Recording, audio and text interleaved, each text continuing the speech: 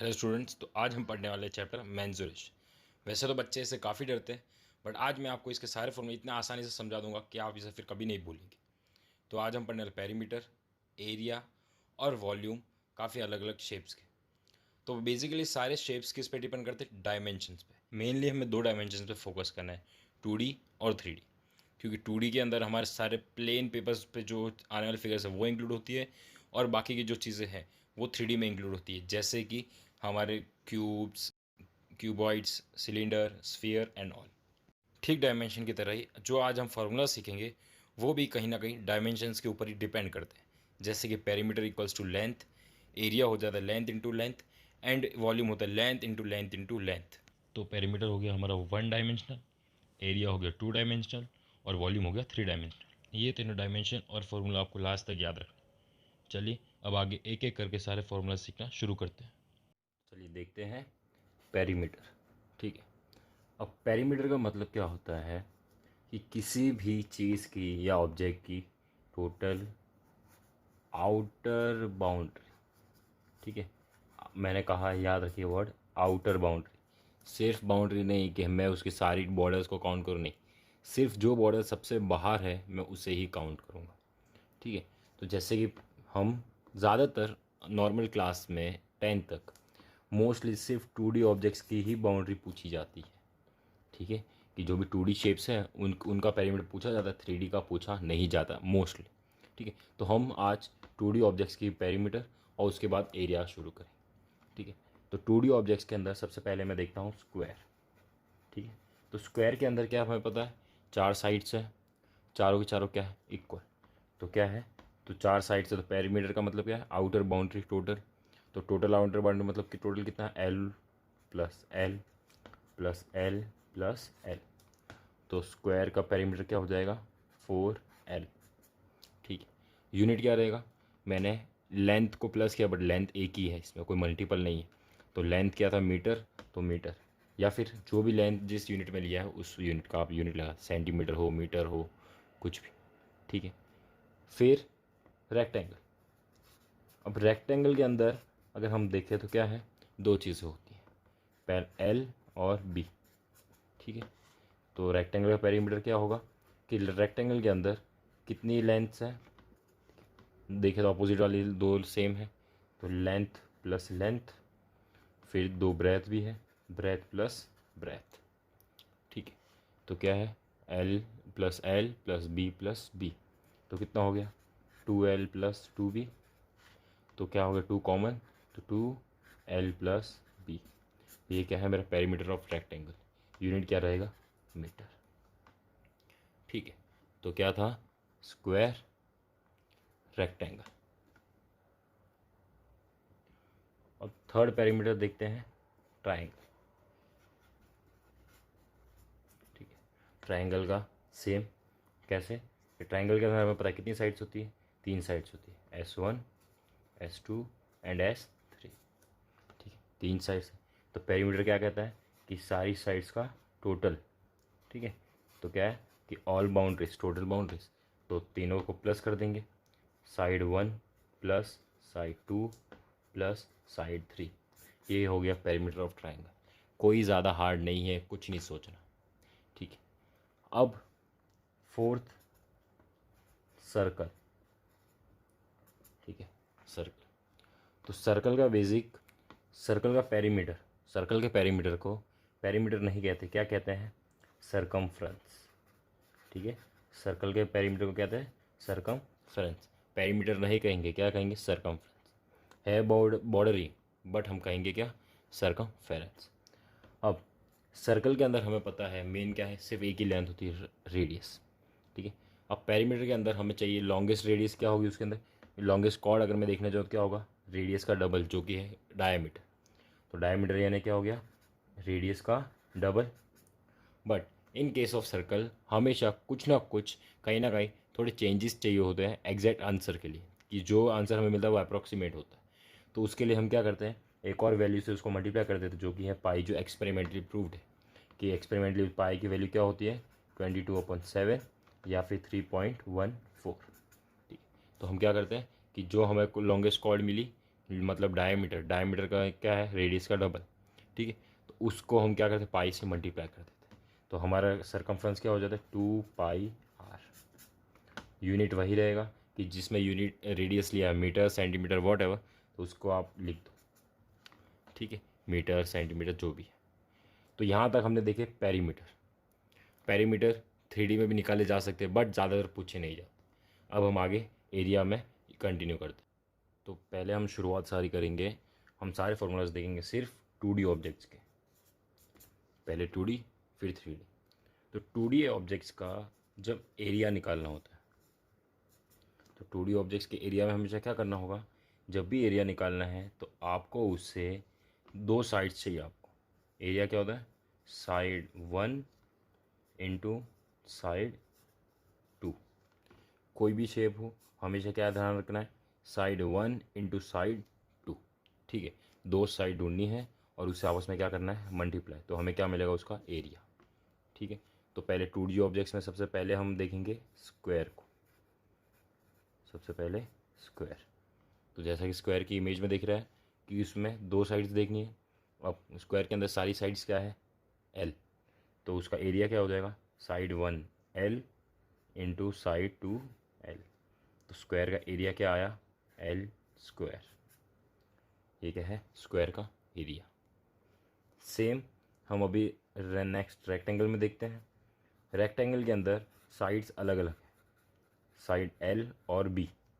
ठीक है, तो साइड एल और बी, तो अब उसके अंदर क्या है, दो साइड्स। फर्स्ट साइड है एल, सेकंड साइड क्या होगी, बी। तो एरिया क्या हो गया, एल इंटू बी। तो क्या याद रखना, हमेशा कोई किसी भी चीज़ का एरिया निकालना हो, एरिया हमेशा होता है साइड 1 इंटू साइड 2। हमेशा क्या होगा, दो साइड्स का मल्टीप्लिकेशन। तो पहला स्क्वायर के अंदर दो साइड्स हमें पता सारी की सारी क्या होती है, हमेशा एल ही होती है, तो दो बार एल को मल्टीप्लाई कर दो, L into L, L square. Rectangle के अंदर हमें पता है भाई, एक साइड लेंथ है, दूसरी साइड क्या है, ब्रेथ। तो क्या होगा, length into breadth, so what, L into B. ठीक है, अब थर्ड हम देखते हैं यहाँ पे सर्कल। अब सर्कल में हमें पता है कि सर्कल के अंदर साइड जैसा एज इट इज़ कुछ नहीं है, बट उसके अंदर क्या है, रेडियस। ठीक है, तो सर्कल के अंदर क्या है, रेडियस। तो हम क्या करते हैं, रेडियस को ही दो बार पहले मल्टीप्लाई करते हैं, आर इंटू आर। सर्कल के एरिया के लिए क्या करते हैं, रेडियस को ही मल्टीप्लाई करते हैं। बट क्योंकि ये radius R into R approximate आता है, मतलब कि एज इसका फुली रिजल्ट नहीं मिलता, तो हम उसके साथ एक एक्सपेरिमेंटल वैल्यू को ऐड करते हैं जो होता है पाई। ठीक है, तो एरिया क्या हो गया, पाई आर स्क्वायर। अब पाई की वैल्यू क्या होती है, तो पाई की वैल्यू हमेशा होगी 22/7 या फिर 3.14। 3.14 अगर क्वेश्चन में दी हो तो, नहीं तो हमेशा क्या लेने, 22/7। तो ये एक्सपेरिमेंटल वैल्यू है जो हम हमेशा इस आंसर को कंप्लीट करने के लिए यूज़ करते हैं। तो एरिया क्या है हमारा, पाई आर स्क्वायर सर्कल का। आया समझ में कि किसी भी चीज़ का एरिया निकालना है तो क्या करना पड़ेगा, दो साइड्स को मल्टीप्लाई। पहला स्क्वायर के अंदर दो side L into L. Rectangle के दो side L into B. Circle के अंदर दो साइड्स, अब दो साइड्स हमें पता है सर्कल का डिस्टेंस के अंदर क्या है, रेडियस ही है, तो हमने रेडियस को दो बार मल्टीप्लाई किया। अब क्योंकि अप्रॉक्सीमेट है तो उसको कंप्लीट करने के लिए हमने यहाँ पे पाई की वैल्यू को मल्टीप्लाई किया साथ में, तो हमें आंसर क्या मिला, पाई आर स्क्वायर। अब यूनिट के बिना कोई भी चीज़ कभी कंप्लीट नहीं होती। ठीक है, तो उसके लिए हम क्या देखते हैं कि साइड है। अब साइड अगर यूनिट अगर मीटर है तो मीटर इंटू मीटर क्या होगा, यूनिट हमेशा मीटर स्क्वायर। यहाँ पे भी सेम मीटर में है तो मीटर स्क्वायर। अगर सेंटीमीटर में होते तो दोनों सेंटीमीटर में होते तो सेंटीमीटर स्क्वायर। यहाँ पे भी सेम मीटर स्क्वायर। तो कभी भी यूनिट चेंज नहीं होता। ठीक है, ये हम याद रखेंगे। अब आगे देखते हैं। अब हम ट्रायंगल का देख लेते हैं। ट्रायंगल, तो ट्रायंगल के अंदर हमें दो साइड चाहिए। ठीक है, अब ट्रायंगल का आपको शेप दिख ही रहा है। तो ट्रायंगल के अंदर क्या है, दो साइड्स, एक तो उसका बेस, दूसरी उसकी height. But base into height तो हमने क्या देखा, रेक्टेंगल का एरिया भी होता है। ठीक है, तो उसके लिए क्या चीज़ है कि ट्रायंगल के अंदर एक्सपेरिमेंटली ये देखा गया ट्रायंगल जो है एक स्क्वायर को दो ट्रायंगल्स में इक्वली डिवाइड किया जा सकता है। तो अगर हम मानते हैं कि ये दोनों स्क्वायर या रेक्टेंगल का हिस्सा है तो एक ट्रायंगल जो है उसका एक्सेट क्या होगा, हाफ। तो ट्रायंगल का एरिया क्या आता है, half into base into height. तो ये क्या है, एरिया ऑफ ट्रायंगल। साथ में यूनिट क्या होगा, स्क्वायर मीटर। ठीक है, तो ये याद रखें। यहाँ पे बेसिक 2D सारे ख़त्म। अब क्या देखेंगे हम, 3D स्ट्रक्चर्स। अब 3D स्ट्रक्चर्स, तो 3D स्ट्रक्चर्स के अंदर तो 3D स्ट्रक्चर्स, अब 3D स्ट्रक्चर एरिया, एरिया तो सेम होना है, क्या होना है, साइड इंटू साइड। ठीक है, side 1 into side 2। But 3D structures के अंदर 2D अलग अलग 2D स्ट्रक्चर्स को मिला के बनाया जाता है, जैसा कि हमने स्टार्टिंग में देखा था 2D और 3D। तो 3D के अंदर क्या है, अलग अलग 2D स्ट्रक्चर्स को मिला के एक 3D स्ट्रक्चर बनता है। जैसे कि पहला हम बात करते हैं क्यूब। अब जो क्यूब है, क्यूब क्या है कि 6 अलग अलग स्क्वायर को मिला के बनाया है। ठीक है, क्यूब क्या है, बेसिकली एक क्यूब क्या है कि क्यूब की 6 साइड्स होती है और सबकी सारी की सारी लेंथ और वो भी इक्वल है। तो क्या है कि अलग अलग 6 स्क्वायर्स सेम साइड के लिए और उन्हें साथ में जॉइन करके क्या बना, एक क्यूब। तो मैं क्या कह सकता हूँ, तो 6 स्क्वायर एरिया। ठीक है, कि क्या है कि 6 स्क्वायर के एरिया के बराबर होगा। तो हमने ये स्क्वायर का एरिया क्या लिखा था, एल स्क्वायर। तो मेरा एक क्यूब का आंसर क्या हो जाएगा, 6L स्क्वायर क्या है उसका एरिया। ठीक है, 6L स्क्वायर क्या होगा, क्यूब का एरिया। यूनिट, यूनिट में कुछ चेंज नहीं होगा, यूनिट क्या रहेगा, same, metre square. Get it. अब सेम उसी तरीके से अगर हम देखें यहाँ पे दूसरा है क्यूबॉइड। ठीक है, क्यूबॉइड, यहाँ पे समझने वाली बात है, क्यूबॉइड के अंदर अलग अलग साइड होती है, जैसे कि लेंथ, ब्रेथ एंड हाइट।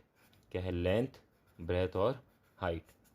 तो जैसा कि आप देख रहे हैं कि एक क्यूबॉइड के अंदर अपोजिट जो फेसेस हैं वो क्या होंगे, सेम।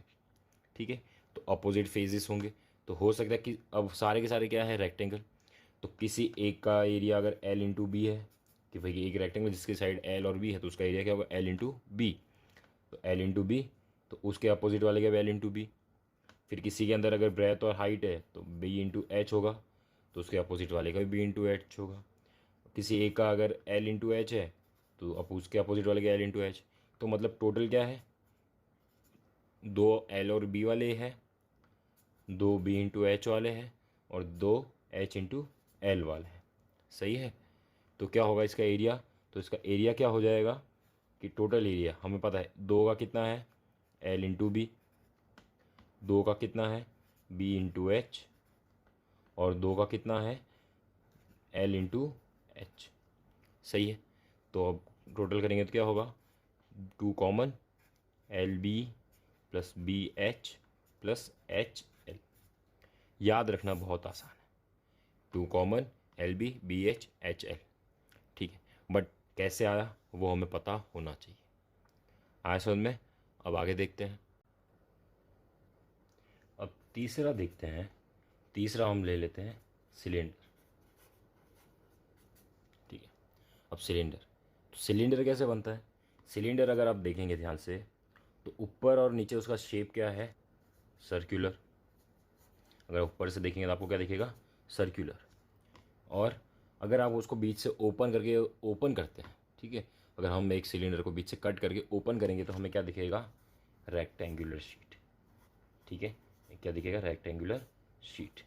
अब दो केस बात करेंगे सिलेंडर के अंदर, एक ओपन सिलेंडर, एक क्लोज सिलेंडर। ठीक है, ओपन और क्लोज। अब ओपन सिलेंडर का मतलब ऊपर और नीचे से हॉलो है, उसमें कोई भी लीड नहीं है, लीड इज एब्सेंट। ठीक है, ऊपर और नीचे से एकदम हॉलो है। तो बचा क्या, सिर्फ एक शीट, जैसा आपको दिख रहा है फिगर में। ठीक है, तो उसके लिए हमें क्या चाहिए, एरिया के लिए हमेशा क्या पता है हमें कि कभी भी एरिया निकालना है तो साइड 1 इंटू साइड 2 अब जब मैं सिलेंडर को ऊपर से देखूंगा तो मुझे क्या दिखेगा, एक सर्कल शेप, सर्कल। तो सर्कल की मुझे सिर्फ बॉर्डर दिख रही, सही है, सर्कल की मुझे क्या दिख रही, सिर्फ बॉर्डर। तो सर्कल की बॉर्डर का क्या होगा, मतलब सर्कल की बॉर्डर क्या होती है, 2 पाई आर, सही है। सर्कल की अगर मैं बॉर्डर देखूँ तो बॉर्डर क्या होगी, सिर्फ 2 पाई आर, सरकमफ्रेंस जो होता है, ठीक है। अब दूसरी साइड अगर मैं पूरे सिलेंडर को देखूँ तो दूसरी चीज़ क्या है, उसके अंदर हाइट, सही है। तो ऊपर से देख रहा हूँ तो क्या दिख रहा है, सर्कल, तो 2 पाई आर। और जब मैं उसको खड़ा रखूँगा तो मुझे क्या दिखेगी, उसकी हाइट, तो उसकी हाइट क्या होगी, एच। तो सर्कल का, ओपन सिलेंडर का मेरा एरिया क्या होगा, 2 पाई आर एच, ठीक है। यूनिट सेम रहेगा, मीटर स्क्वायर। अब जो ओपन सिलेंडर है उसका दूसरा नाम है लेटरल, या उसका दूसरा नाम है lateral surface area of cylinder. Lateral का मतलब जिसके दो साइड्स ओपन हो, ऊपर से और नीचे से वो क्या है, ओपन है, आजू बाजू के उसके अंदर कुछ नहीं है, हॉलो है। Okay, now close cylinder. Close cylinder का मतलब कि ऊपर और नीचे भी क्या है, उनके लीड ऐड हुए हैं।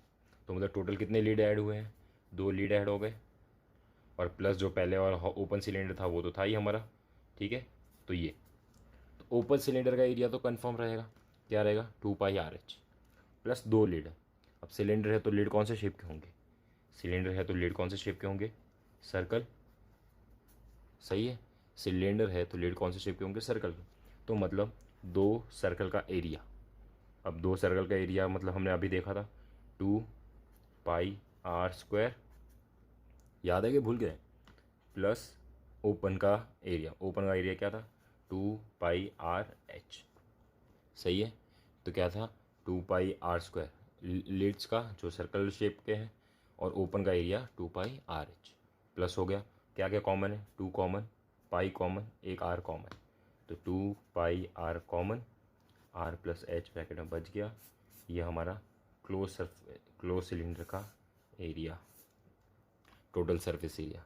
तो क्लोज को हमेशा क्या कहते हैं, टोटल सरफेस एरिया, TSA। और जब हाफ होगी भाई उसकी साइड्स नहीं तो उसको क्या कहते हैं, लेटरल सरफेस एरिया, ठीक है।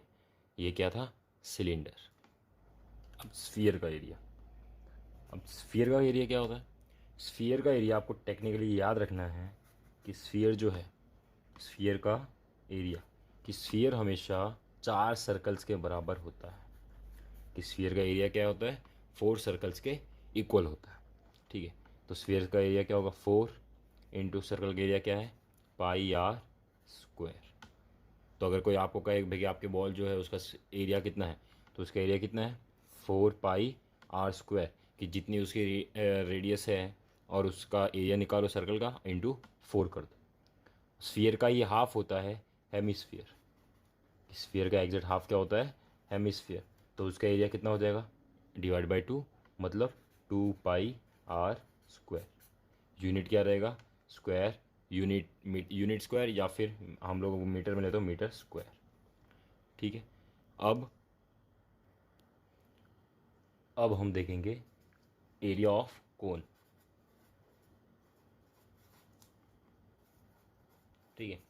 अब कोन का एरिया ध्यान से देखिए, ठीक है, कि जैसा आपको फिगर में दिख रहा है कोन के अंदर क्या 3 चीज़ें हैं, कौन सी 3 चीज़ें हैं, कि एक तो radius plus height h and it's slant height that is L, ठीक है। स्लैंट हाइट क्यों, अब जैसा दिख रहा है कि अगर मैं रेडियस और हाइट को अगर मल्टीप्लाई कर देता हूँ, ठीक है, कि हमें पता है एरिया के लिए हमें 2 साइड चाहिए, एक रेडियस है दूसरा हाइट है, भाई मल्टीप्लाई कर देते हैं।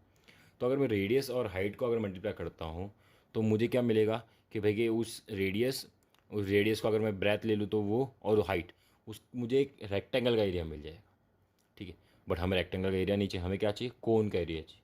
तो उसके लिए हम क्या करते हैं कि हम हाइट की जगह यूज़ करेंगे एल को, दैट इज स्लैंट हाइट, ठीक है। अब स्लैंट हाइट कैसे मिलेगी, तो स्लैंट हाइट क्या है, अगर आप फिगर देखें तो आपको लगेगा कि वो पाइथागोरस थ्योरम एक फॉर्म होगा, ठीक है, जिसकी हाइपोटेनस क्या हो सकती है, स्लैंट हाइट, एक साइड क्या होगी और दूसरी साइड क्या होगी, R स्क्वायर, ठीक है।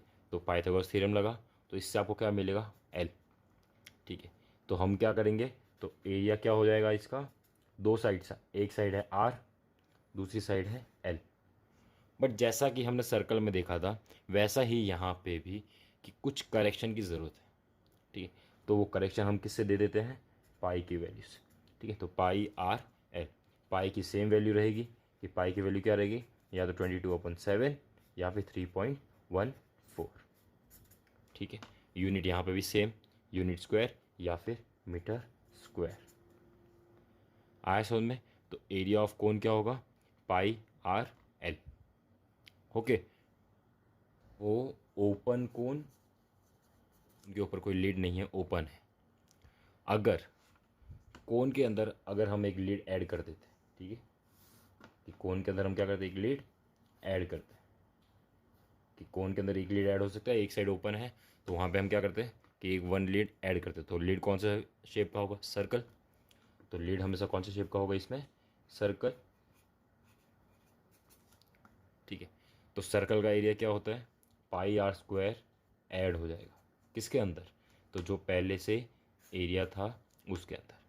तो क्या हो गया, पाई आर एल पहले से था प्लस पाई आर स्क्वायर। ठीक है, तो ये हो जाएगा total surface area of a cone, close cone. तो ये हमें याद रख। अब किसी भी शेप का एरिया आए तो मेरे हिसाब से आप निकाल सकते हैं। शेप देखिए, उसके बेसिक शेप कौन से है वो पता करो और सबको ऐड करो। आया समझ में? मुझे इतना यकीन है कि इसके बाद अगर आप ट्राई करते हो तो आपके लिए एरिया निकालना मुश्किल नहीं होगा, किसी भी चीज़ का, एरिया हो या पेरीमीटर। ठीक है, तो चलिए।